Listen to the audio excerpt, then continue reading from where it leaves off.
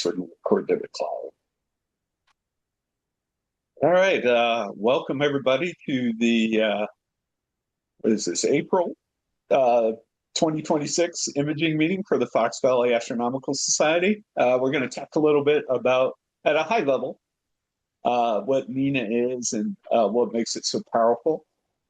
Um, Start out by just saying, if you don't know the power of, well, one, free, and two, open source, um, it's really important because when it's open source, anybody can contribute. Um, there's been a lot of people who, even if it's been minor tweaks, or when we talk about some of the plugin ecosystem, that's really where the real power of it is. Today, it's only working on Windows, but there is a Linux version in beta, so that could excite some people. And of course, it's fully ASCOM, and it also accepts native drivers from the camera manufacturers, mounts, and all that as well. I know a lot of the native drivers are a little preferred, at least according to the NINA developers. Anyway. So, what's the real power of it? It's really the automation of it. So, um, you can go as little or as much as you really want to. You can do an automation, just for similar to like you would in the with an ASI Air. Set it up for what you want to do for the night, or if you just want to do one object until a certain time. We talked about free and open source, and yeah, so anything that's open source and GitHub, which GitHub is kind of a repository, and it does um, automated builds and all that kind of thing. So right now, the current stable version is 3.2, which is what I'm running. I used to run uh, sometimes beta versions, get the early ones, and also used to do nightly. So they have actually had builds like almost every night, which is Yeah. pretty amazing. But there's been some really big jumps lately that breaks a lot of the existing things. So I'm just going to let it settle uh, for myself anyway. So, key features, of course, you got complete camera control, gain, offset binning, cooling, so on and so forth. Some of the, for those of us who have ASI Air, we know Sky Atlas and framing. It's very similar. Um, full autofocus and guiding, just like all the other platforms. But the guiding is tied into PhD2. Full plate solving with there's just like 5 or 6 plate solvers you could pick. Um, and then you can connect to just about anything, types of equipment, whether it's your focusers, weather stations, safety monitors, which I'll show you a little bit later. And one thing that I really love about it is the Flat Wizard, and we'll probably hit a little bit on that as well. Anyone have anything to add who uses it? Tim, do you use Nina at all? Yeah, it's the only thing I've ever used, so Okay, I good jumped right deal. in. Yeah, yeah. All right. Well, feel free to speak up, and I know Brian uses it too. Yeah. So, Just have one question for you before you move on about the autofocusing. So, are you using the native autofocuser or are you using Hocus Focus? focus. Okay. Here, Yeah, I found that Dave. to be a lot better too. I tried the native one at first and it kind of worked, but then when I went with Hocus Focus, it just seemed like really smooth. Yeah, Um, I've really had very little issues with focusing. Uh, so, and it's been out there for well over 2 years. The Hocus Focus plugin. okay. The automated image sessions, you can take it as like I said, as as little or as far as you want. You can set it to like I'll show you real briefly. I have my star front waiting to go here. The sequence will start here at an hour and 50 minutes. I have a wait for time set up there. Um, start of the night setup as you define it. Slew and center of the target. Again, um, the simple sequence or these advanced sequences. You can capture, you can rotate through your filter if you're using filters and dithering and then there's where it gets really powerful is triggers and conditions. And I'll walk you through some of those. And this end of night wrap up has gotten so amazing for me. And one of the plugins I'll show you is called Nighttime Summary. It's just amazing. And the guy who did it, I actually worked or QA'd for him for a little bit. And he vibe coded the whole thing. He's not a developer. So he just used AI, created this plugin, and the plugin is just amazing. Hmm. So it comes with instruction sets, sequential. It's just going to run it straight in order. Did I raise my hand? You can run things in parallel. So like, okay, if I want to cool the camera, at the same time run an autofocus, you can do things like that in parallel. You can do object set, and per target grouping, and all the stuff you can do is at least in the advanced. Actually, maybe both. I haven't used the simple sequencer for a while, but you can do drag and drop. Mm-hmm. So some of the triggers that you can set up, autofocus on a temperature change or HFR drift, meridian flips, so on and so forth. We'll talk a little bit about those in detail. The loop conditions are really powerful too, and we'll get into those reusable templates. Loop while above altitude, or if you could even do it where um, if you have a lake on what is it, stellarium, where you have custom location where your trees and stuff are defined. You can say, okay, when it reaches that latitude or altitude, okay, just stop, and it'll go to the next target. So I think where Nina it beats everything else is the plugins. So here's our some of the major ones. There's a lot more than this. Ground Station is amazing. It lets you communicate with Discord. Help me out. Some of the other apps that you can use. Um, I'll have to pull it up. Anyway, we'll talk more about it. Target Scheduler has been really really cool. I've been using that quite a bit. Anyway, so we'll get into those more as we go. And really, it's if you want to keep it simple, you can keep it simple. And just download, connect your equipment, get some of the settings right. Your lat long, your telephone focal length, and some of those things. And then you can build the sequence, whether you're using the framing wizard or whatever, and you just hit run and off it goes. So. And that is it for the PowerPoint part of it. So what I thought I would do is kind of, actually, I'm going to stop the sequence. And let's go. This here. No, I want to go here. And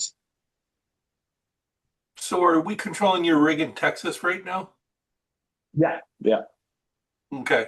Yeah, so this is your actual live rig. Okay. Anyway, so let's go through. I'll go through each of these one by one. So you have on the left is kind of all your categories.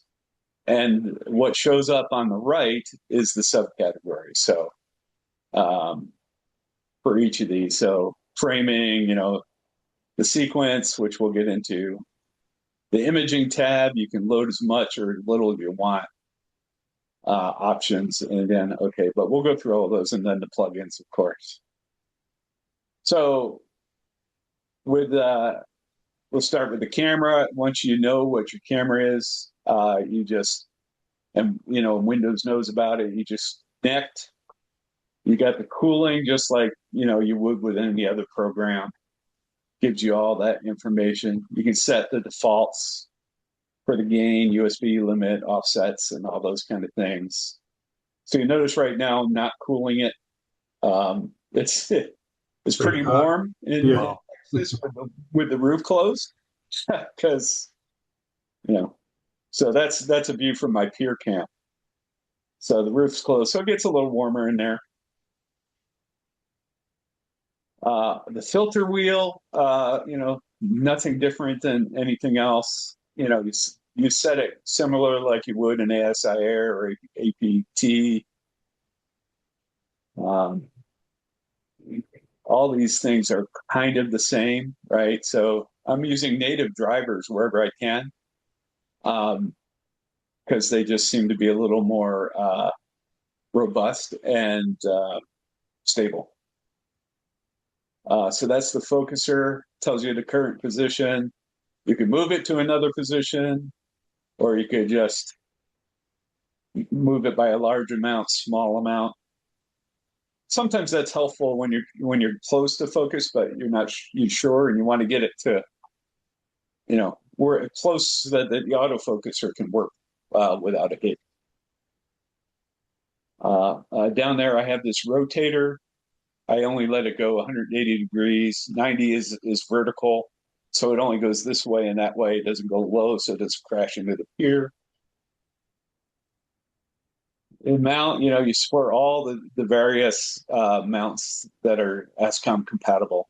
So I have an AM3 down there. Um, you plug in your sight lat long elevation if you want, and then it's picking up everything else. Then you have some manual controls you can use down there um, if you want to do it that way. Guider is just PhD2. Uh, Nothing new there. Uh, some of us will have a power switch. So I have the Pegasus Pocket uh, Advance, has the quad power dew heater. I don't use the dew heaters down there. I don't even have them on.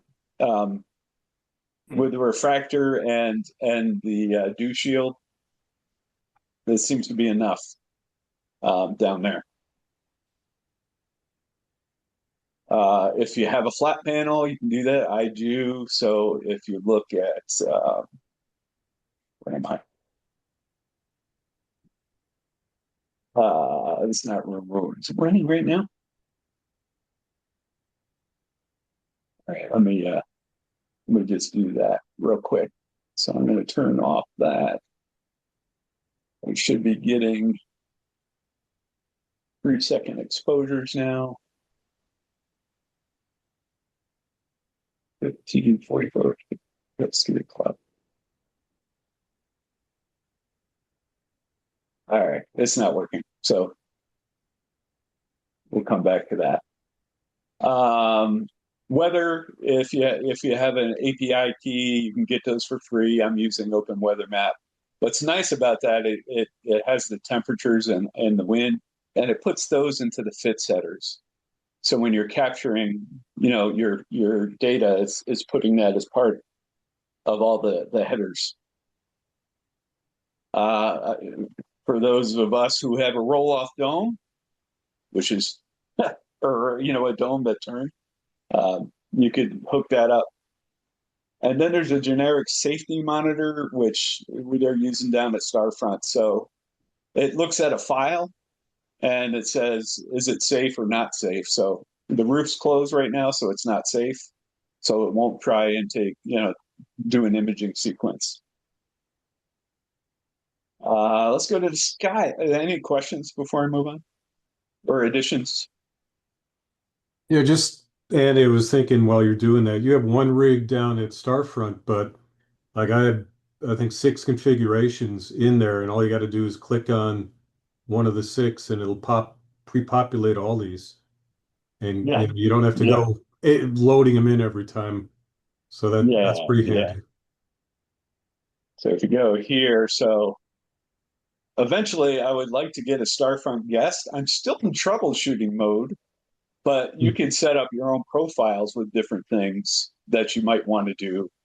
You might want a profile for a simple sequencer, or so it's you can do as much or as little as you want to do. Um, okay. So the Sky Atlas, I think is really kind of cool. So we could do what's a good thing that's up right now? Um, maybe M106. So you just type that in, hit enter. It shows you the altitude chart. It'd be a good night to image it. Um, Shows you the moon percentage, so on and so forth. And then you could just flew to it, or you could set for the framing system, kind of like you would in the ASI Air. So now it's pulling down an image from the NASA Sky Survey. It takes about 20 seconds or so. Um,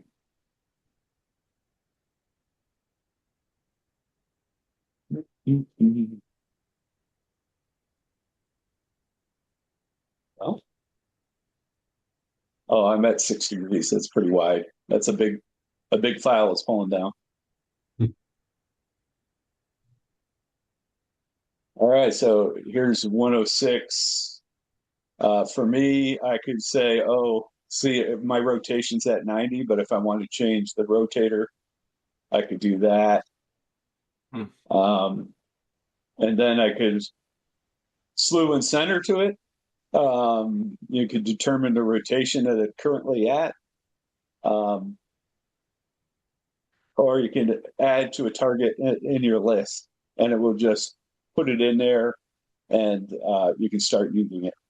A lot of what I do at home, because I run Nina on the bigger scope here, is I just have one sequence and I keep replacing the targets in the same sequence when I'm ready to do it. So yeah, so the framing wizard is really, really, really nice. The flat wizard is incredible for those of us with filters. So you have multi-mode, single mode, but what's really interesting about it is you set your base parameters once you know what your flat panel is doing. So my flat panel is ASCOM compatible. It's able to adjust the brightness using dynamic brightness. And once you run it once, it's now recorded, and you can add to a sequence if you wanted, like at the close of a night. Say, okay, I think I need new flats. It'll know everything based on what's recorded here. They also have options for sky flats, which I know a lot of people down at Starfront use. Um, Dynamic exposure would be something if you have some sort of static light and you just got to figure out how long you need for the flats. Hey Andy, I got a question how the dynamic brightness works. So I don't have a ASCOM compliant flat panel. I just got a Amazon tracing panel I just put on there. So it goes through, let's say it's doing uh it's a good one. Oh, like S2, right? So I'm doing an S2 filter and it tries 20 shots at it and then it fails. And oh shit, I got to go out and brighten up the filter. I'd rather brighten up flat panel so it gets, in the Uh, medium that I want. So with the ASCOM, will it brighten it for you if it doesn't yes, see that's what you? it's. Let's do it right. We'll do it right now. Okay. So right now it's toggling the light to on. It kind of knows about where the brightness should be. Mm-hmm. It's moving the focuser to its position. I'll explain what that is later. So now I just have it set for 2 seconds. Mm-hmm. So you're almost there. So Yeah. yeah, and it's so it boosted it a little bit. So there's the histogram. I generally shoot for like 33%, I Mm-hmm. think. What is So is it boosting the light intensity or boosting the exposure time? Oh yeah, this is the light itself. I'm set at 2 seconds Okay. for the So S2. did you choose the two or did it? Yeah, I did. Okay. Oh, I may have to get one of those ASCOM compliant ones. It's a lot Yeah, easier. they are really kind of nice. Um, Nice. and again, I like them, especially in Texas. It closes at the end of the night when you're done, so Hmm. dust isn't going to get in. So that's why I went with it. Okay, so yeah, so that's how it works. It's pretty darn easy. Yeah, it's And better than the thing I got going. Hmm. Okay. yeah, see, my intention was not to make you buy more equipment tonight. Mm. Too late. Yep, I'm in the same boat with Brian. I just have almost exactly how you described it, Brian. Yeah, One of those tracing pads. I got it off of right, Amazon, right. and I use a T-shirt if I need to dim it, Right. and sometimes I'll Yep. fold that over. Yeah, Yeah, yeah. I use paper. Yeah, same yeah. thing. Yeah, I didn't buy one for the my travel mount. Um, so I still use Okay. the light panel for that one. Hmm. All right. So the sequencer, let's just add a new target. This is the simple sequencer, right? So, right, it says target set, but if I wanted to do 106, right, we had it in the framing wizard. I can just add that to the sequence. Uh, Basic. You oh, want the basic one underneath. okay. Yeah. Yeah. And did I do it? Nope. I haven't done this in so long with the simple sequencer. Or maybe it doesn't even need it in the simple sequencer. You just slew there and go, probably. So yeah, so what you can do is so it's saying, okay, here's my plan, right? One 1 second exposure, right? So now I want to do, I don't know, 360-second exposures. The filter, you know, for those of us with like one-shot color cameras like I have on my travel scope, you wouldn't need anything. But you know, So what would you uh, put there if you were doing OSC? I would just say current or Okay. yeah. I don't actually. There wouldn't be. I don't even have a filter wheel on it, so it wouldn't show up. Yeah. It does say current when there's no filter wheel. Okay. Okay.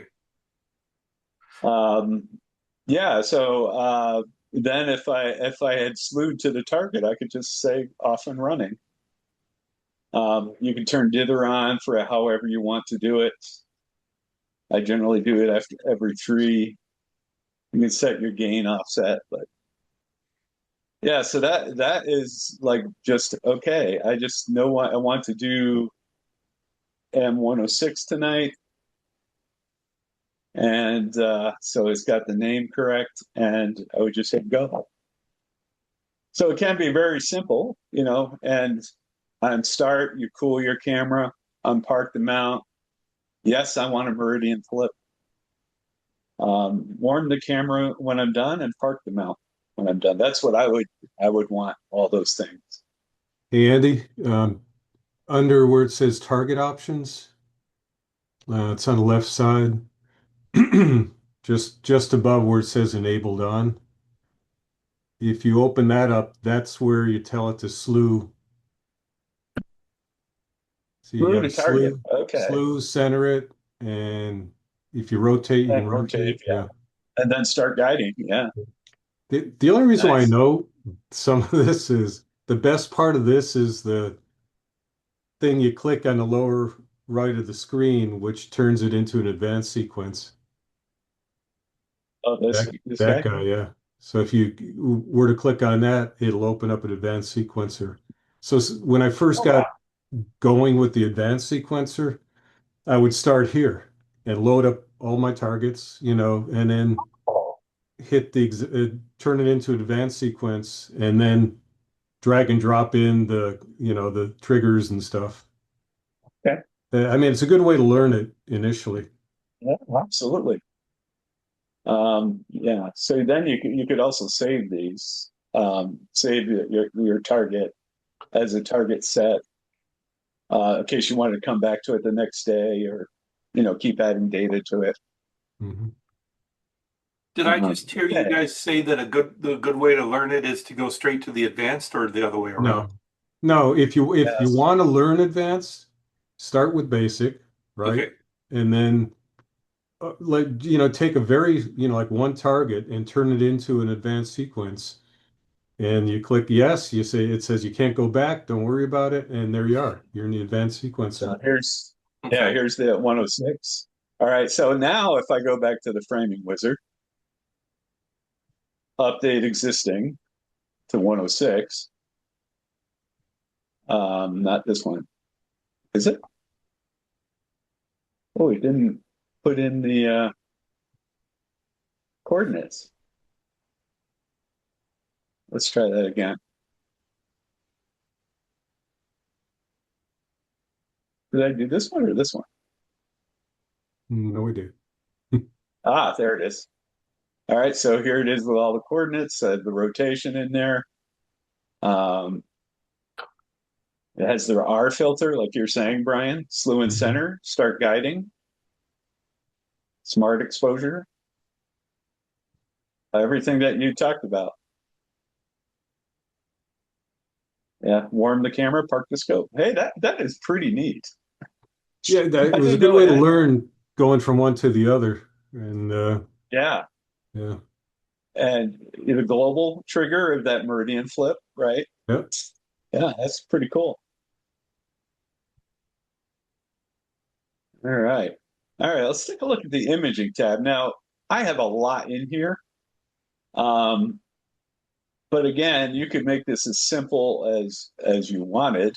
Um, maybe if we did, let's go look at a default option. Why can't I load this?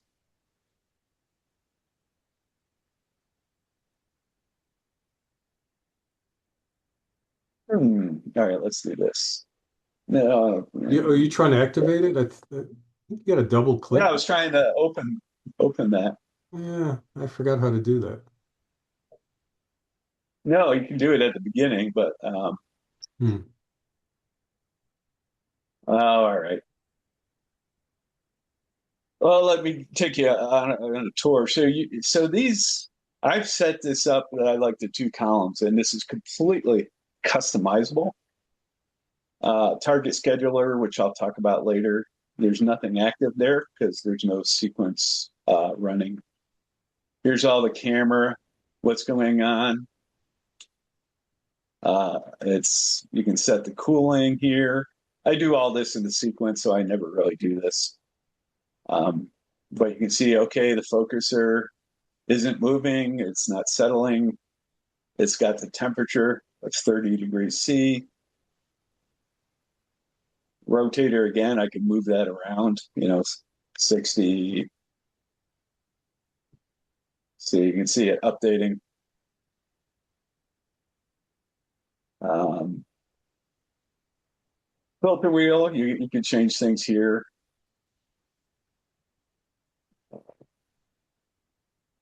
And then these two are just status of weather and mount. So I can see the mount is not tracking. Doesn't report to site appear. I don't know why. And the AM3 doesn't. This is really the main window, and this is where your images show up. If you wanted to do a manual autofocus, so here you can see one from the 26th, the last one I did, but you could just say, start an autofocus and off it goes. Live Stack is a plugin which I absolutely love. Um, I'll come in the morning, look at all the objects that I had in my target scheduler list. It'll have each of them there. You can also add a color combination if you use an LRGB and so forth. Or, you could, I don't have anything in there, but the red channel could be SHO if you wanted to get a one-shot color look at it. I've heard about that live stack. That's a fairly new feature, right? That's a plugin, which we'll go through in a while. Yeah, like a After it gets fairly newish plugin, right? Because it never was known for live stacking before. right. It's probably been about 9 months to a year, I'm assuming. About a year. Yeah. Okay. Yeah. Hmm. General plate solving. If you have a target set, it'll plate solve to the target you have. Otherwise, it'll just try to capture where it is and sync it to the mount and what if you have that option set. Aberration Inspector is kind of dead in the water right now, but it was pretty cool. They were using a third-party library, which had some licensing issues, but it would tell you. I don't think I still have it. If you had tilt in the system, it would show you where the tilt is in your system. Altitude chart, it would show if the telescope was tracking. It would show you where it was and so forth. Orbitals is a plugin, and this is where, the couple of times I've done comets, I've used that. So if we did, what is it, C2026? Spelled it wrong.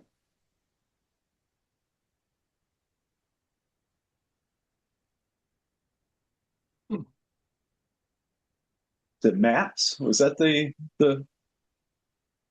I guess That's it the doesn't latest matter. one. Yeah, so here, it's beautiful because you got, okay, where is it right now? Well, it's too low, right? I can't image it. Yeah. But maybe a month ago, it could have been good to use. And then you can just frame it and go start capturing it. So really a powerful plugin. You can also do the planets, do the same thing with the planets.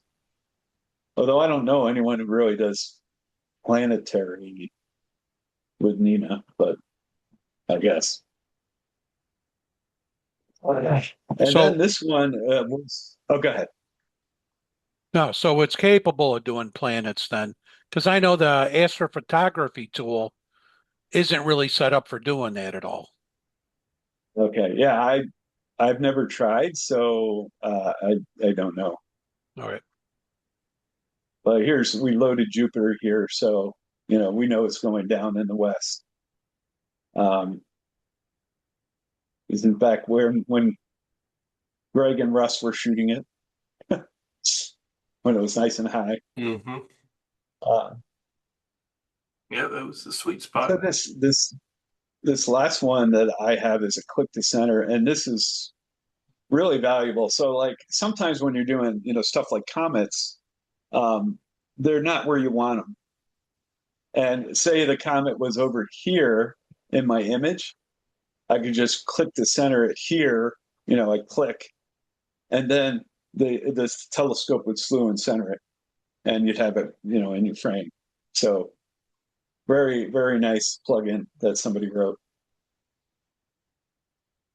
Yeah, so down below is the PhD 2 guiding information. On the right, the only things I really have is HFR history, statistics, which I gotta admit, I really don't use all that often. And image history. Oh, this is kind of cool. Oh, those were the flats we took. Mhm. Yeah, so You can tell we got some. I think we got some light leaks in here. But anyway, down below is this is called point 3D, so you can get an idea of where you're pointed, um, which is kind of nice. So you can see it's pointing north right now, at Polaris. Then down below is if you wanted to play around with, exposures for whatever reason, you can do it that way. You can loop it. I'm going to save it as well. Um, Scope control is kind of similar to what we saw in the equipment tab. You wanted to move things around. And then the sequence. So the sequence that we had made, Brian suggested is showing up here. So as you scroll down, you can see, the check marks where it's finished doing and what's coming up. So yeah, so that's kind of how I have it laid out. So tell me why you don't have a histogram set up here. That's a good question. Because So let's that was unlock. like my primary thing. I'm always looking at it. Ran out of space. Yeah, well, a lot of, there's so many of these. I know mine's pretty much crowded like this too. But just a suggestion, maybe at Yeah, least have a that's not a tab for a bad idea. histogram. Find it. Yeah. I Manual focus don't targets. know how you pull it up. Yeah, it's there, but if you look on the No, I left used to have it side, in yeah, if you configure. look on the left side of your bar across the top, so look, yeah, you see the three bars, two more over. I think isn't that the histogram? One more to the left, Yeah, a couple, right there. is Isn't that the that it? histogram? It's the one No, that The one says next to the dome. statistics. That one right there. Statistics. Is that, I don't know if That that's the histogram or left not. one. Left one. one more. That one right there. Yeah, Click I on it. have those. Yeah, statistics is over Yeah, here. that's HFR that. histogram. Yeah, so there's your histogram. Oh, well, Okay. here All shows right. the histogram. I take it all back. Yeah, So yeah, right at because you 33% did where it it should flat. be. Yeah. Yeah, yeah. Okay. What excites me most about this product is the plugins. We talked about Click the Center. That's just a plugin. So what you would do if you found a plugin you like, and look at this list. It's crazy long. Hmm. You would just say, "Oh yeah, I want to do AI weather." You install it, you restart Nina, and you can start working with it. But for the ones that I have, Click the Center connector is just able to connect your equipment on startup, which I generally don't do at this point. Um, Device action and commands I use quite a bit. Um, I forget what this does. Dynamic sequencer. Faster flats was something that somebody wrote was kind of nice. So you know how sometimes you're capturing the flat, especially with one shot color, and it's debarring and it's downloading. What Faster Flats does is turns all that off and just let you go through it really fast. Hmm. This one has been, I think, one of the most important ones: filter offset calculator. So I'd have to come back here. Oh, I don't have it showing up here. Oh, because I generally I just use it and stop and use it once and I'm done. Filter calculator. So basically, what it does is that it goes through every one of your filters and finds out where the focus number is. And then it calculates the offset off whatever your base filter is. So I use luminance. And then it calculates all those offset and runs it 3 times to get it pretty close. Hmm. And then what happens is it puts it down here. So the red is 19 steps off, right? And here's all the offsets. So I don't focus per filter. I focus once with the luminance, and whenever I switch filters, it knows to move the focuser that amount of steps. Hmm. So when I do a sequence, now I'm going to bring mine back up.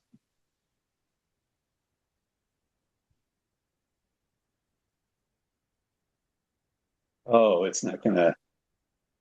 Yeah, I don't. I want to use a different one. Okay, so let's do. Um, let's do this. All right, so not that. Visualize session. Okay.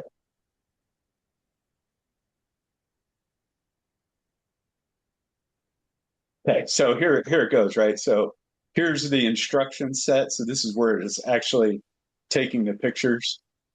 I'm going to do one. In this case, I would probably change this, but you do one HA, one S2, one G, O3, and dither. If you're using all 7 filters, then you would just do all 7 dither. And you don't have to dither after each filter shot. You're just doing it once. So it's saving a bunch of time in autofocusing and dithering. I can't imagine. It's probably saving a half hour a night if you have a full night to image.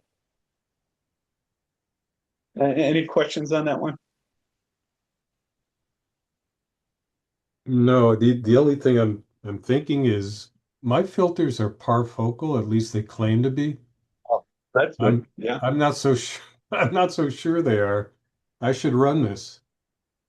Oh, yeah. It would be one way to find out, but I Yeah, bet you're only a few steps off. maybe. But do you know for sure that yours are not? Is it a mix and match of different manufacturers? Yeah. I mean, it's close. We go back. Yeah. So I have all I have Optilong. No, what do I have? Amplia, HSO. Hmm. They're Vader, LRGB. Hmm. So these offsets here are saying that's the difference in the focus Yeah. comparatively. Okay. I'll bet mine's probably off. Huh, I gotta run this. What's the And name of is this that plugin again? Focus offset Focus calculator. House. Okay. Thanks. Yeah. And again, once you do it once, you're done, and you really don't have to do it again. is it just the thickness of the glass of those filters, the difference in the thickness that causes you to have to refocus? Yeah. I'm assuming that I've always assumed that's what it was because anytime I don't have a wheel, but I use a filter drawer. So Hmm. if I'm imaging without a filter, and as soon as I put a filter in, I do always have to refocus, and I've always just assumed that just the thickness of that glass was enough to cause the focal point to change. Yeah, I don't know if the nanometer plays into that or not. I don't know. Hmm. The I Yeah, I think bandwidth think it of the changes the optical path of the point of focus because it probably changes the shape of the cone. it's transmission Yeah, characteristics, I think. that's what I'm Yeah. trying to say. Yeah. Something like that. that I was agree. good. I agree. Yeah. Sounds good. I don't think it's the actual thickness of the glass as much as changing the optical point. Hmm. Okay. All right, so the ground station was written by one of the 4 developers. He did this plugin on his own. But what's really beautiful about it, if you can send status to any of these programs, right? You can do it to email, Discord, Telegram, Slack. If what is that? If then this or some whatever that is. Mhm. I ended up settling on Discord.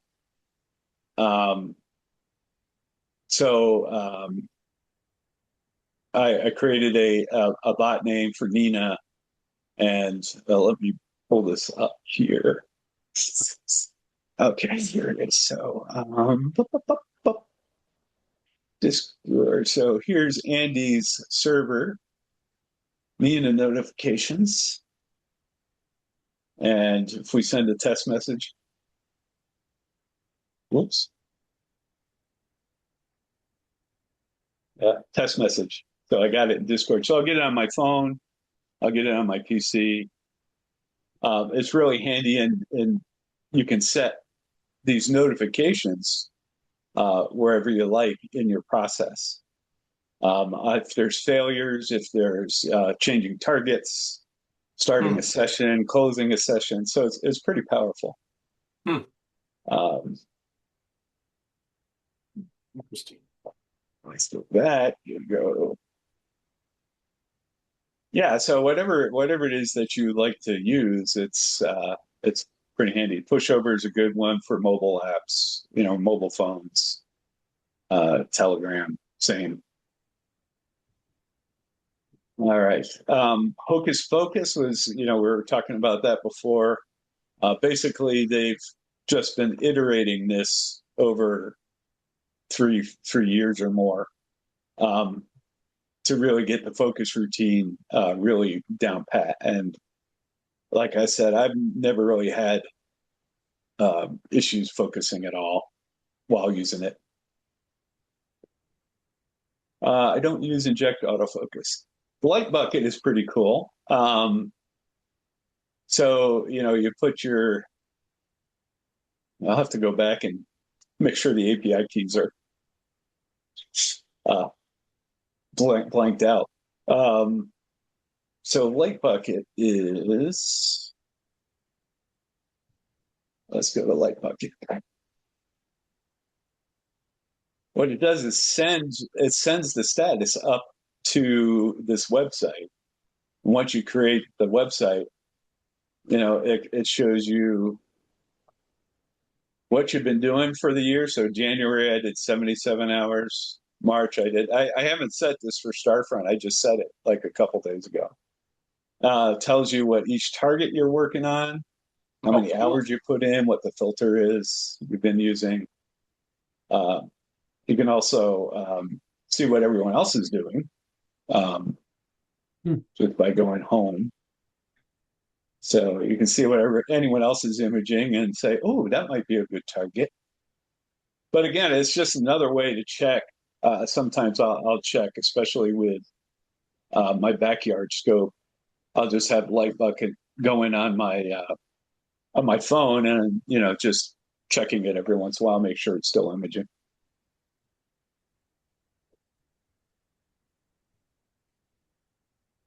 We talked about LiveStack. It's pretty good. You can use dark libraries, a flat library, and I do all those. So when it starts doing, excuse me, the LiveStack, it'll all be calibrated for you. The night summary one, I think everybody who uses Nina should use. So let me go to 322 and preview report. So you can preview your report. And this is what I send this report in Discord at the end of the night. And the report is everything you wanted and probably more, right? So the duration was 7.5 hours. The profile I used in Nina, all the equipment I used. Here it's showing M106. I took a total of 12 images. Here's the RMS for the average. So all the statistics you could ever want. And then it has a little preview of M106, when it started, when it ended. I was just doing HA that evening, for the moon was up. Session image quality, HFR versus time. Where it is, altitude wise, for each of these guys. It's just really amazing. And, you could get into, each of I was just shooting HA because it was a full moon uh, that night. So, and then, at the end of the night, let's see, I'll come back here. I probably have to go way back. Well, I had a lot of troubles this night. Hmm.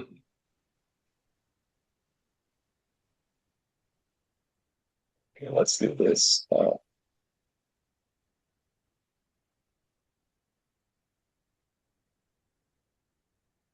No, no.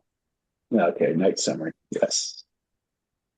So here's sending that night summary in Discord. That night, it just they never opened the root, so I got 0 images. Right. So very very nice to get to have that. Talked about orbitals, PhD tools. That's kind of obvious. Point 3D was the telescope image I had on the right. This is something that Bray Falls, if you're familiar with him, he's the founder of Starfront. He's putting together a Starfront only where you can look at what everybody's images, where their scopes are pointing. Anyway, kind of fun. Scope control, which allows you to put, the scope controls into that one imaging page. And the last one I really want to talk about is this, and this has been amazing. Target scheduler. It took a little bit to figure it out, but so here's the profile Starfront Andy, and I've created these categories in it: Barnard objects, so on and so forth. I also have one today, and today means I want it today. If I can get it today, right? So I've been working on this Rho Fuki complex, right? I haven't quite finished it yet. You can see the status of where it is, right? It's done, acquired this many. This is what I want to get. And then when it hits a certain percentage, it'll calculate, um, whether the subs are good and reject the ones that aren't, and update all this. So you could also run it at any time like this, manually trigger grading.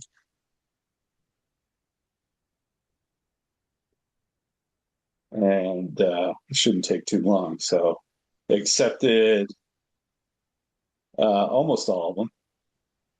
They rejected one of each from these. And then if I looked in the directory, you would see there's a rejected subfolder where it moved it. So that's pretty nice. But what it's doing is, I have all these objects defined that I'd like to get at some point. I don't know when to get them. But they're there for the getting. And so what happens is it makes decisions on what to get based on a number of uh, parameters. So let me close this. So let's take a look at tonight at 9:30, which would be about when, I don't know, astronomical dark is, and say, all right, I want to see what it would be shooting tonight. And here's what it should be shooting. Based on really moon avoidance.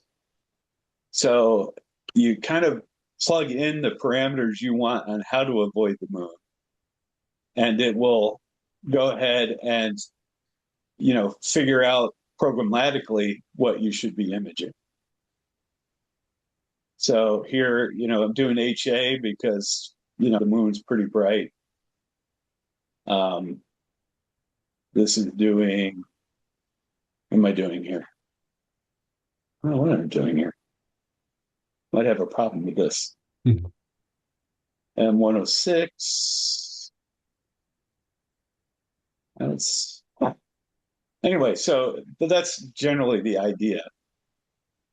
So it knows to go, if the moon is closer to 60 degrees, um, don't try and take RGB.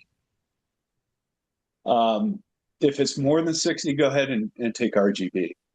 If it's less than 40, and these are all things you define in here. And there are videos out there, which will tell you a lot more about this than I am. So, minimum time 30 minutes. It's got to be above 20 to get over the walls. Um, oh, maybe it's up here. Yeah, okay. So here, let's take a look at nebulae, for instance. Um,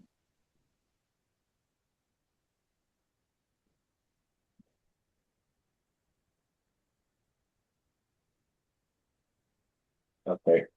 Let me go down here. This is where you define it. Sorry. Okay. So here's the luminance filter, right? It has to be 110 degrees away. The classic width thing, I don't really understand. I took my best guess at it. Um, Default exposure you set, acceptable twilight, so on and so forth. So, 110 degrees, but HA is only 40.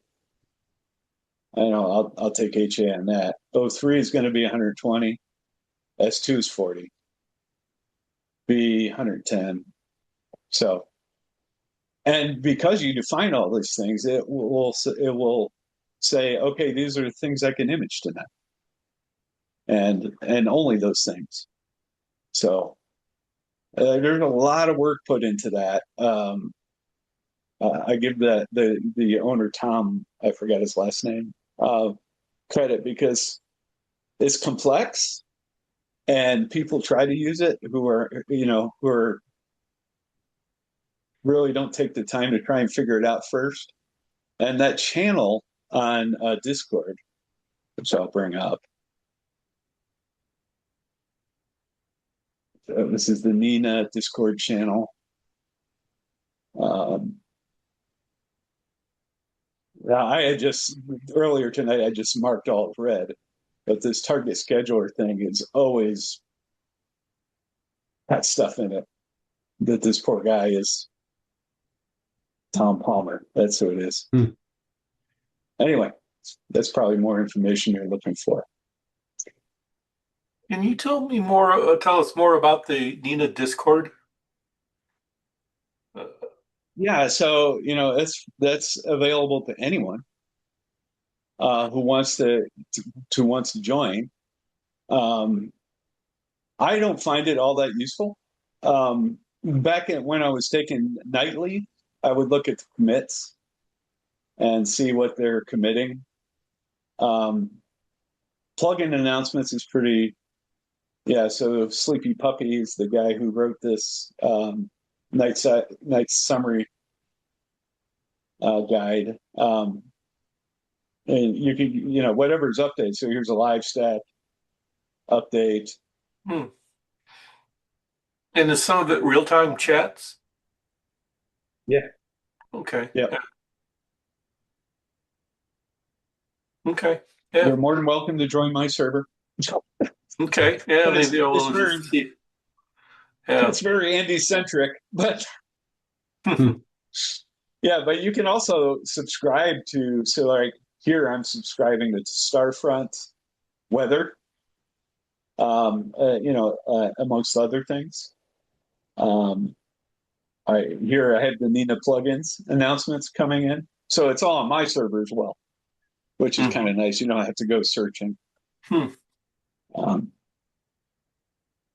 Yeah, I'm curious. If for somebody starting out with Nina, what plugins would you need to get for this? That's not right in the package right away. Yeah, so I would do Hocus Pocus. I think the night summary.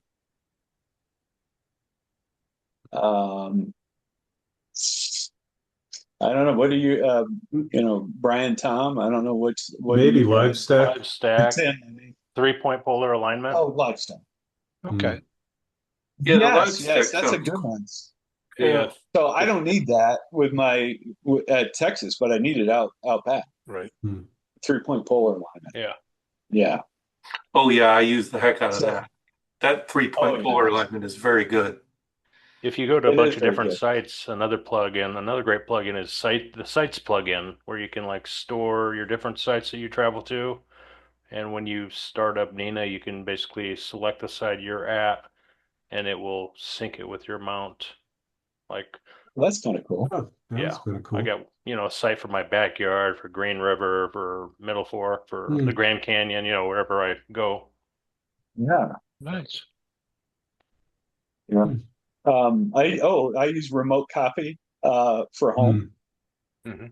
Hmm. So it's just doing what is it called? It's RoboCopy. RoboCopy, yeah. So after every image, it just downloads to my main PC. Um,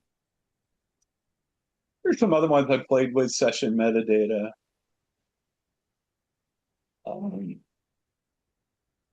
yeah, it's just a lot of things. You just try It, it out. I played around with this AI weather, AI assistant, and I jettisoned it.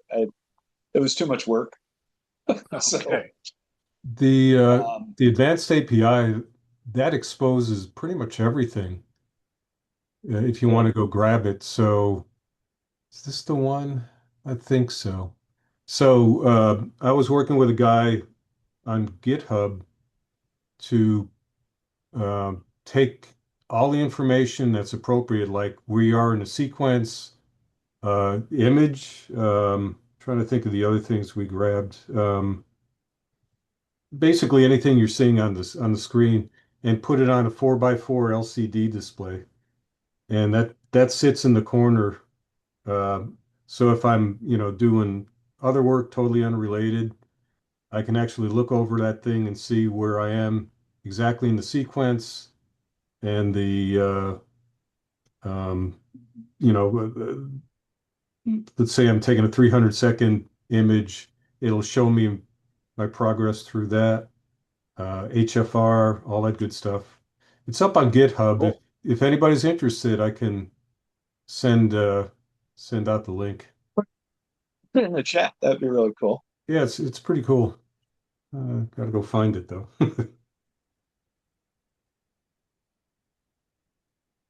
All right. If you're, oh, I don't want this. I want SHO. So I want to open, yes, to open target scheduler. And okay. I just thought I'd take a few minutes and walk you through what I have, and then if Tim or Brian, I don't know if you have stuff running up in Nina now, probably not. Um, No, no, too yeah, cloudy. um, too cloudy. Yeah. So the triggers, and you have global triggers, and then you have triggers within these containers, right? So what you're seeing here is containers. Um, ZWO, some of the newer ZWO cameras have download failures and they won't recover. So this little plug-in, reconnect camera on download failure, it disconnect it, reconnect it, and it'll continue. And it seems to work pretty well. Um, I send any failures to Discord, um, so I get immediate notifications, on any failures. Um, are you double sharing, Russ? Oh, I didn't mean to do that. Let me see. Looks cool, I look. wondered why my screen changed so drastically there. I was looking at the chat and got a little squirrely Yeah, with my mouse. Mm. no worries. Yeah, so this is the global section here. I just do a wait till nautical dusk to get things growing, which is 9 o'clock 01 today. And then I have the initialize session, connect all equipment, tell the mount to go home, and that's just something important, I think, for the AM series. Then I have a parallel instruction set to tracking the sidereal, just in case I've been doing some lunar or anything. Turn on dew heater, pull the camera. I do a switch filter just to make sure everything's lined up. And then I wait for astronomical desk to start imaging. Since I have the flat panel on the front, I always want to make sure it's off before I open, even though the Deep Sky DAD one won't allow it to be on if it's open, which is kind of nice. So that's all the initializing. And then the imaging session is, here's some of the triggers that I'm using. All right, so autofocus after 90 minutes. You can also do autofocus after an HFR change of a certain amount. With the refractor, I don't find that is really, even 90 minutes seems to be overkill. This is a really nice one, which you don't get in like the ASI Air center after drift. So if it goes more than 3 arc minutes, it'll say, all right, I need to recenter my target. So that's a nice trigger. This one is kind of new, and I love this. Interrupt when RMS goes above. So for me, I forgot this minimum points. I guess it's the amount of times, but if it goes more than 2.5 arc minutes 6 times, I'm throwing the sub away because it's going to be unusable. And what's nice is the nightly summary will know about it and tell me at the end of the night. Do-it-yourself meridian flip. I wanted that just so I could send to Discord, and so on and so forth. It's really not necessary. But yeah, flip completed, flip started. So I'll have some, I'll know when it happened. A loop until time. For me, with Target Scheduler, it's always going to be astronomical dawn. And this one is kind of important too. While targets remain tonight, if the starts to go down below the horizon or something, or if there's, I can't even remember. It's been so long since I used it. I'd have to look it up again. Why that's an important one. Then when the imaging run starts, the night summary start, I send to Discord, hey, you're going to do initial autofocus.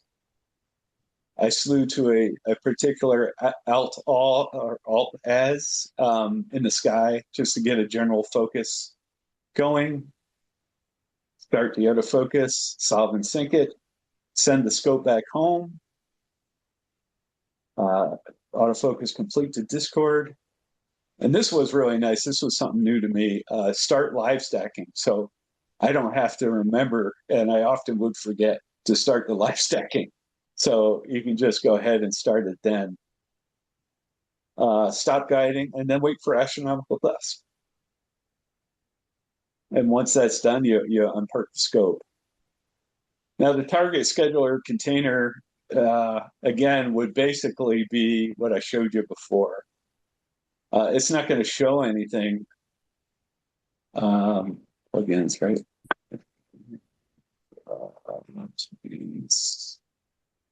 Oh, available. Okay, installed. It would basically show you this, right? The next up target would come, which would be, for me, it would be LDN 204, would show in here, and it would show in here and kind of tell what it's going to do. I do have triggers for Discord. Oh, restored guiding. And after each target, where is it? after. Oh yeah, so new target started. Send to Discord. Um, yeah, so that's really not much in there, and they didn't recommend you put much stuff in it. So I generally uh, went with their wishes. Then the close up shop at the end of the night. Night summary ends. That will send everything to Discord. Stop live stacking. Stop guiding. Close the front flat panel. Send them out home. Rotate the rotator back up to its vertical position. Warm the camera. Shut down PH2, which was really nice. Because if you ever notice, you try to reboot with PhD2 running, and it won't let you. Yeah, you have to kill it, or say you just reboot anyway. So if you want to shut down or reboot, allows you to do that. Disconnect all the equipment, save the sequence, and then send to Discord that imaging session is done. So that's kind of what my Starfront uh, imaging sequence looks like. So that was a lot. Any questions on anything we talked about? Can you automate the flats as well? Um, I have run them here. Mm-hmm. I generally find since my filters are clean down there, and so even when I'm rotating, it doesn't make a whole lot of difference. So I think I've had the same set of flats for a month or more. Mm-hmm. But you could do it that way. You could take flats after every night, and I know there's people down there that do it.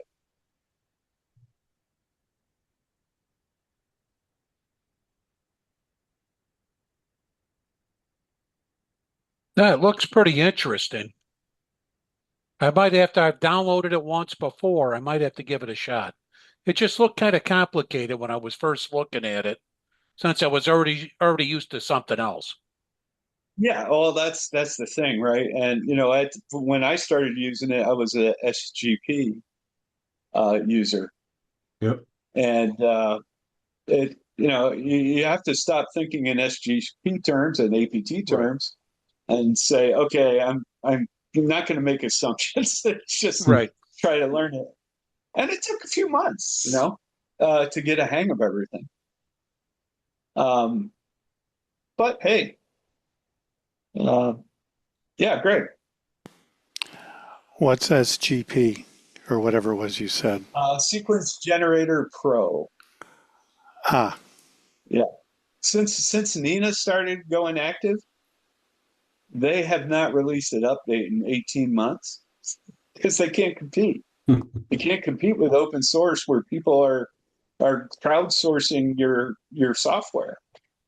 Because mm-hmm. SGP is just two developers. They also dug their own grave when they started charging yearly. Yeah. Well, I think they did that because they knew the writing was on the wall. Maybe. Yeah. Yeah, because nobody was going to buy it. It was good software. I mean, I used it for It years. was. Yeah. It was. I know a lot Till of they wanted to guys. charge me.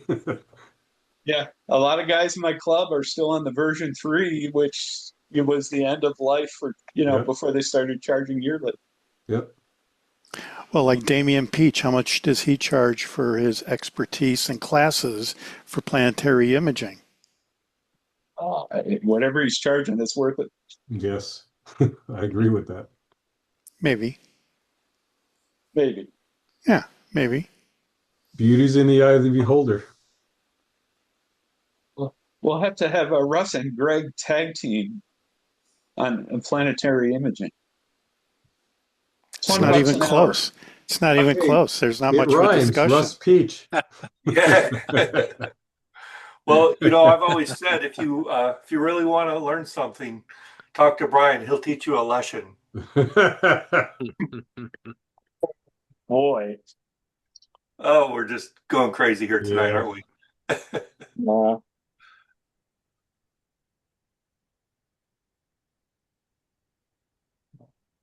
oh, here's I Uh, think this I didn't show you this plugin is pretty good too.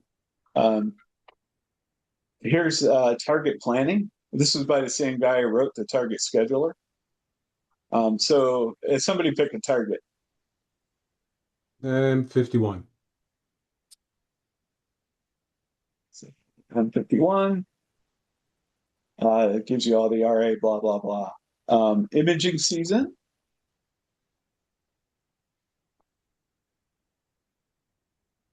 Ah, look, March, April. Mm.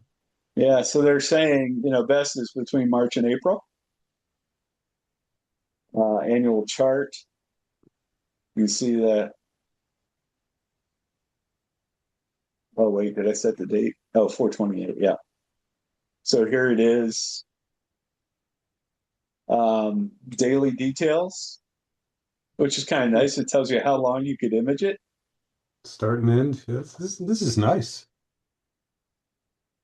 Oh, why don't you try that for the Yes. Iris Nebula? And what is that? I'm trying to remember. Okay, go for the Leo triplet then.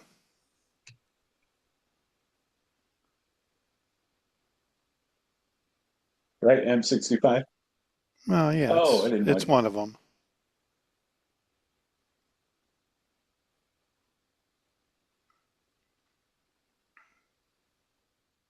So peak is at March, early March.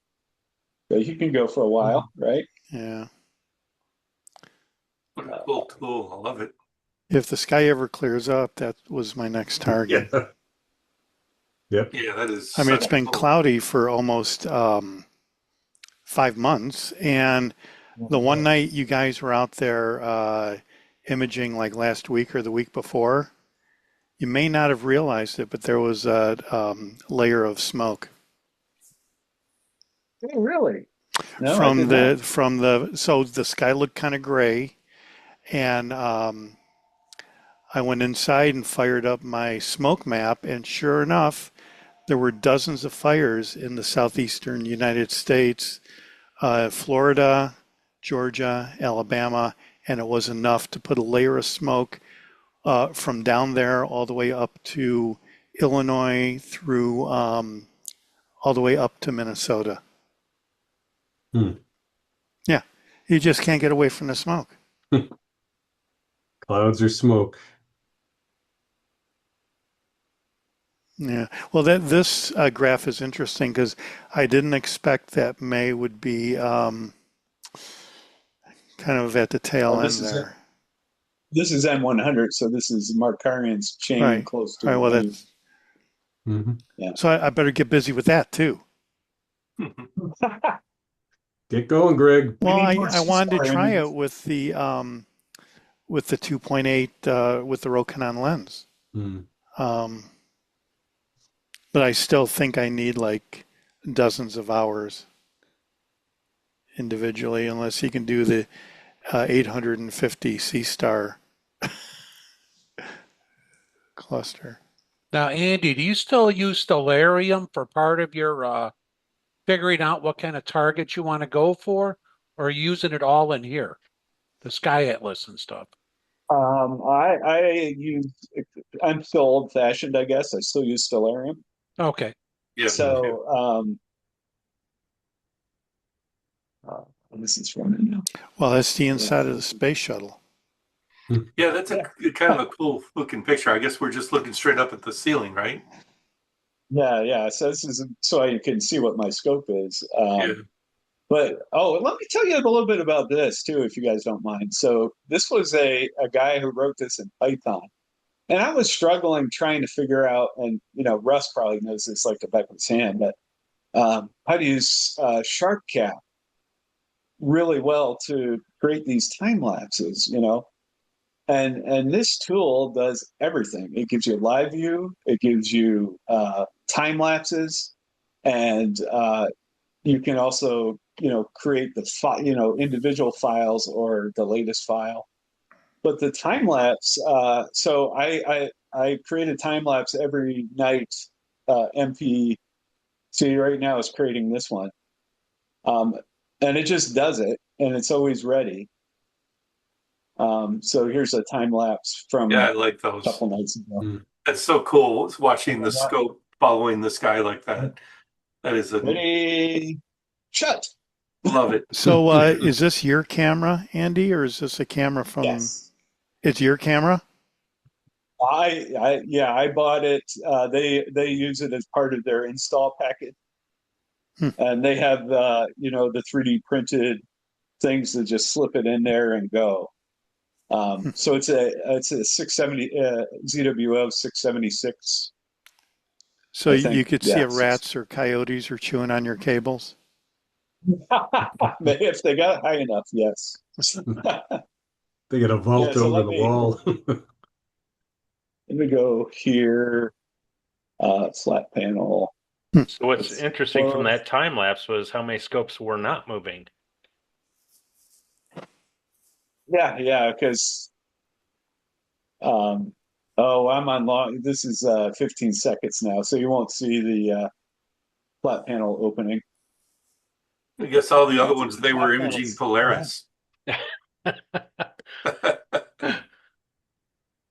It's a big Yeah. demand for Polaris Everybody's. these days. So, Andy, are you imaging basically every night it's clear? Yeah. Did you buy enough hard drives? Yeah. Well, basically what I do is I have a backup. It's backing up to Google Drive, but I also download it every morning because let me come over here and do this. You're going to have so much going on that you're not going to have enough time to process everything. Well, I tell you, right now it's the rainy season, and I'm almost kind of glad because I was having a hard time keeping up. So I mapped the drive. This is the Starfront drive where I'm doing everything, Hmm. saving all the pictures. So at the end of the night, I'll just go, okay, and I'll just copy this down, to a local drive or something. But How many um, gigabytes do you think you have so far, or terabytes? um, so let's see. But you can ditch the subs once you stack all that stuff. Yeah, I do. I see what I have a batch program which I copy to an external drive. So Hmm. this D drive is my external. So if we go to Starfront, where's properties? Properties. All Goat. right. So Hmm. Nice stuff. 560 gig. That's what I got. Yeah, that's not really that Yeah, but much. No, it's not much. no, since mid-January. Yeah, so you're good for a couple years at that point. Or wait Yeah. a minute, how often has it been raining and everything's been shut down? Probably It's not been much. Texas. no, it has been a lot. Oh, really? Oh, I Yeah. probably have imaged twice in the last 2 weeks. Huh. But this would be expected in end of March through April. Then in May it starts to clear out, and they hmm. say summertime it's every night you're going to get clear Oh, man. until mid fall, and then there's another rainy season. So Heavenly that would be. Yeah. It's funny how we are here. We get so few clear nights. If Hmm. something's going on, it's like, what? Oh, what? It's your daughter's wedding? Yes. Sorry. It's clear night. Can't go. yeah, Yeah, that's the thing is that, it's been cloudy so much. It's almost like when it is clear, I'm like, what astronomy hobby? I Yeah. haven't been doing any astronomy. Yeah. It's Yeah, I got moved on. so for those of you who have sky cams that isn't running on a Raspberry Pi,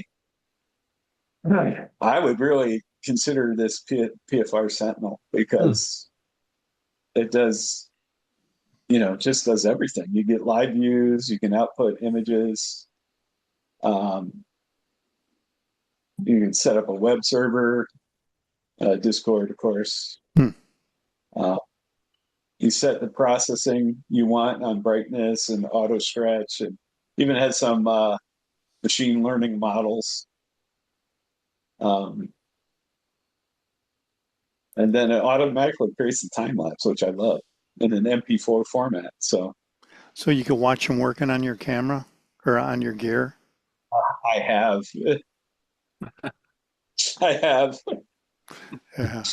Well, yeah, you'd almost have to yes, just to see. yeah.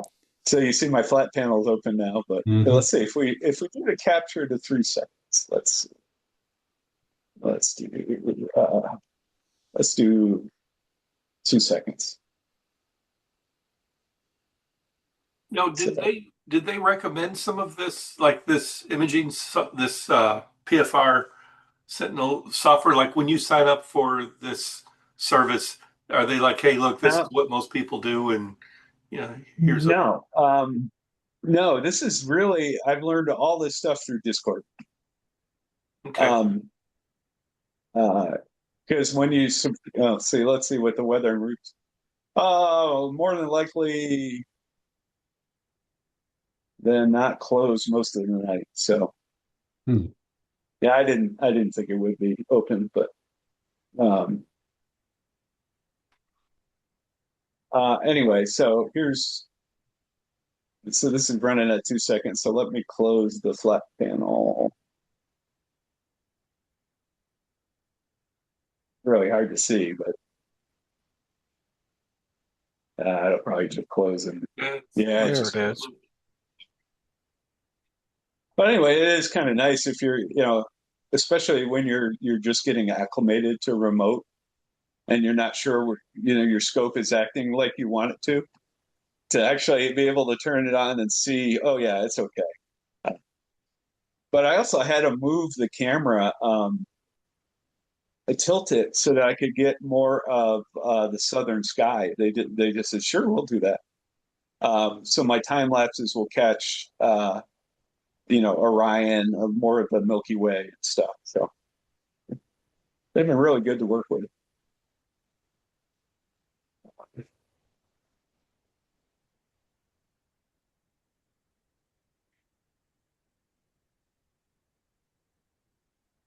Yeah. So I guess that's a wrap.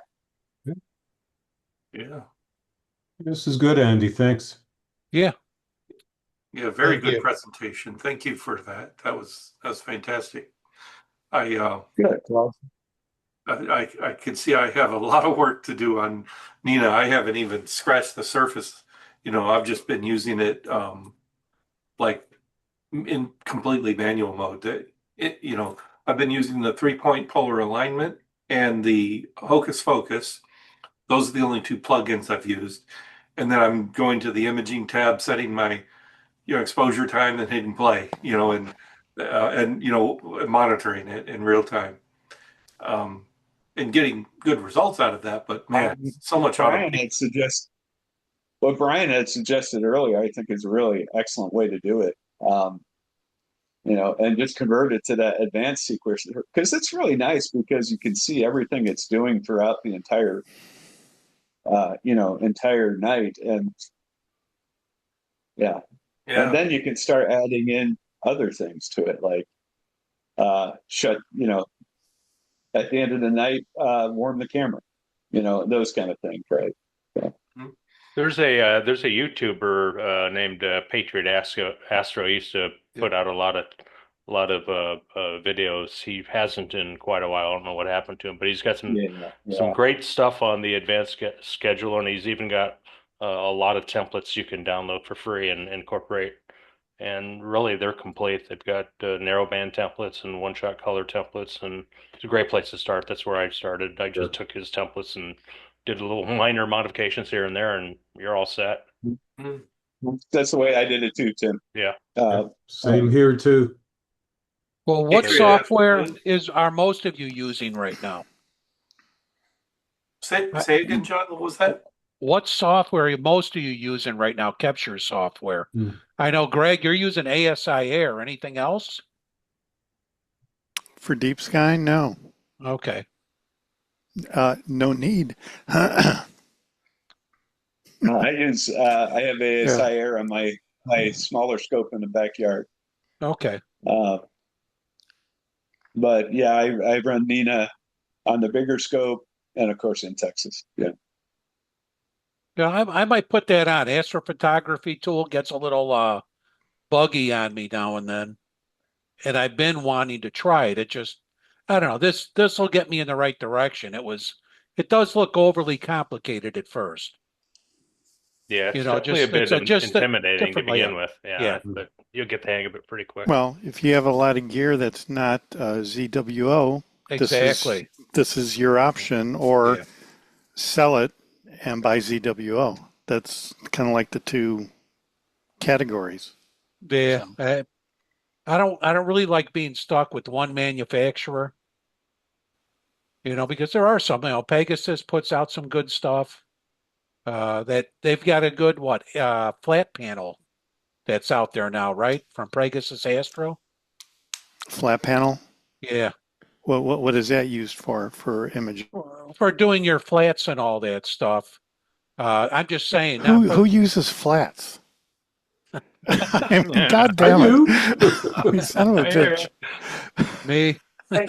Okay, good. If anybody who's running Windows 10, you can have this. Flatten Master. What Yeah, is it's it? a Pegasus. Oh, that's the Pegasus Pegasus. Flatmaster.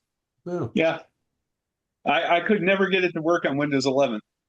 So I started Oh, cleaning my sensor based on something I heard Andy say. And once he put his system together with the filters and everything, he never takes it apart. Mhm. Good theory. So I've been doing that, and I haven't had any of those problems. And all of my gear does not have Smokes, right? spheric aberration on the edges anymore. And I use AstroFlat Pro, which is a software add-on in Photoshop that I just never have done flats in 5 years, maybe.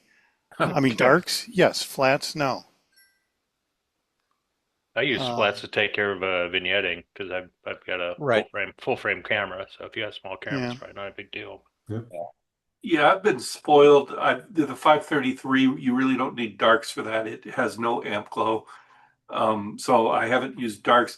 I haven't been using flats either, but I should be, because I can see Yeah.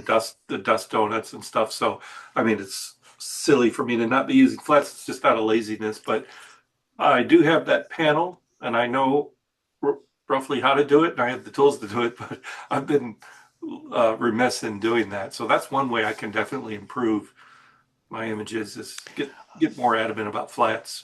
I have seen slight improvements from using darks compared to if I don't use darks when I stack my deep sky images. So I've taken a library of darks probably 3 years ago, and since the camera's cooled, 0 degrees is 0 degrees is 0 degrees. You don't have to take them every night or anything, Yeah. and I just continually use those, and so those are the darks that I I think use. I take new darks about every 4 to 6 months, Yeah.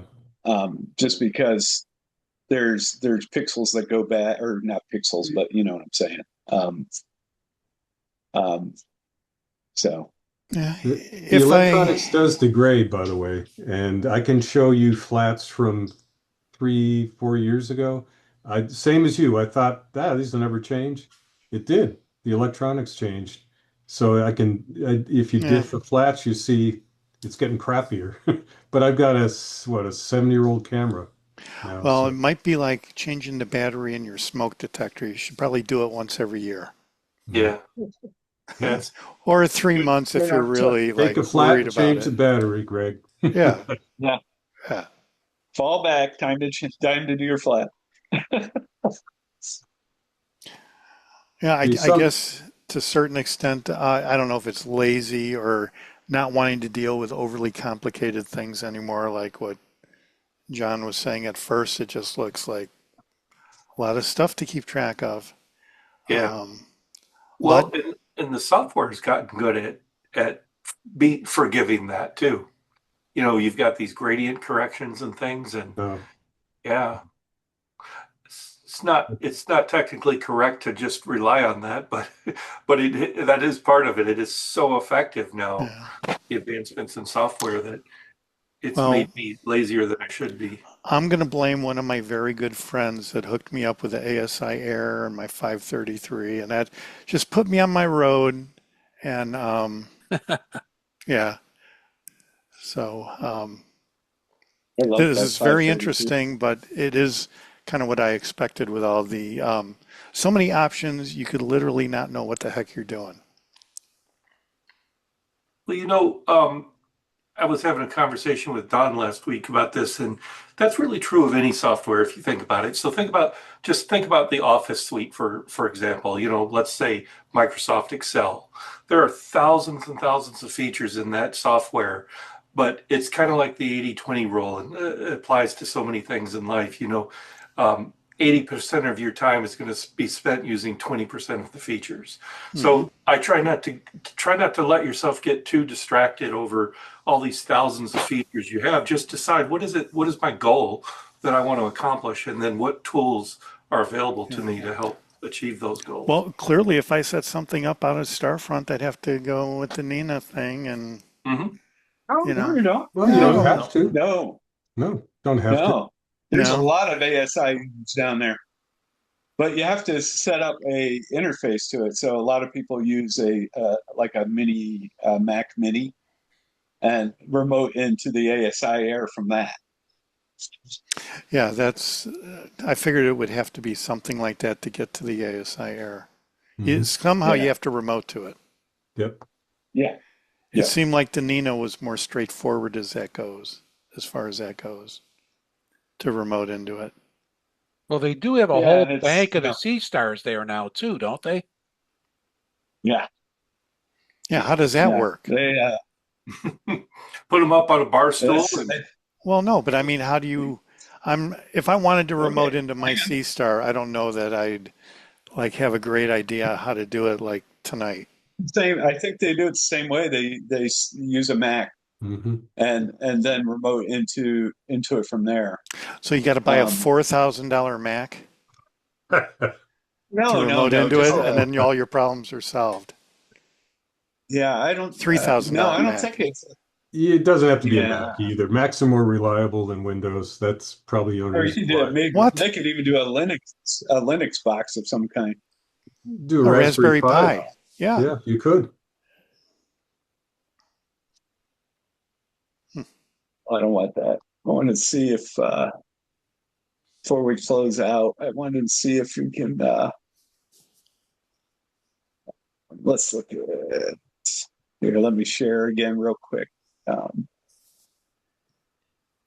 so this is the status that they have. It gives you the moon, where it is, all those things, weather. So they're right in the middle of the state. So they're right about here. Hmm. Um, then here's the moon, there clouds. But here's the buildings, and I want to show all the cameras. If it was open, you'd be able to see these really, really well. Looks like they've adjusted everything because you used to be able to see, like right along here would be all the, oh, I already forgot what they're called. The Sea Z, stars. what's the,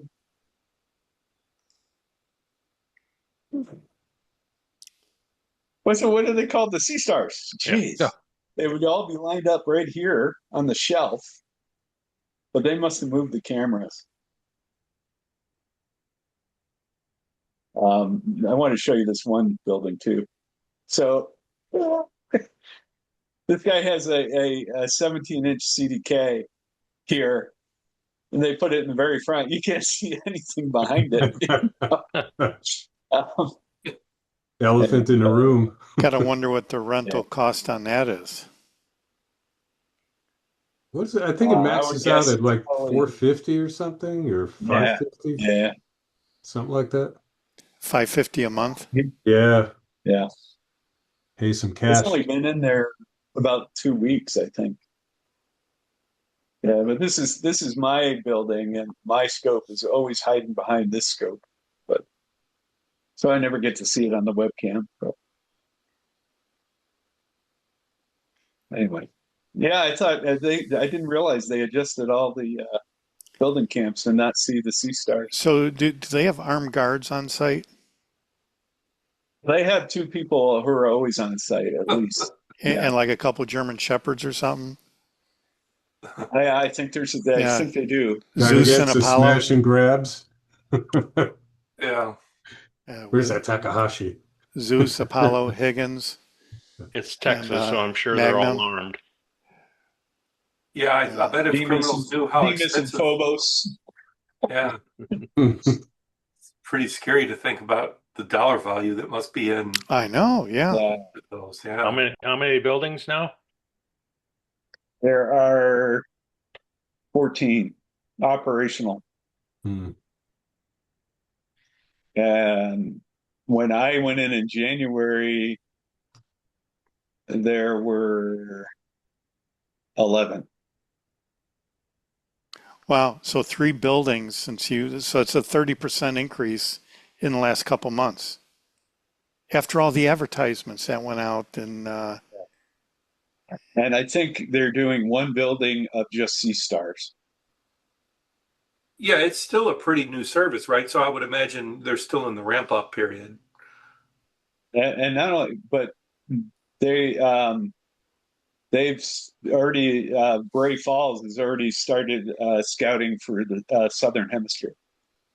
So we're going to see a star front south at Nice, some point in the future. hmm, nice. Hmm. Whole new sky. Which Wow. Yeah. could that be like in it's Chile or awful something? tempting. Hmm. Yeah. Yeah. How about doing a sea star in the south? That would be awesome. Like one of those South American deserts where you have all those ancient It's the I think it's Nazca plains. Yeah, there you go. looking at so. There's no rain. Hey Andy, can I hijack the share Yeah, for go a ahead. sec? So you guys knew that, or know that, some of you know that I was on vacation in Japan. Yeah. Yeah, that sounded like it was quite a trip. That's a Yeah, it was. So cultural shock wanted there. to show you guys where I was able to get off to. You guys see what's in the windows? Oh my goodness. Yeah, it's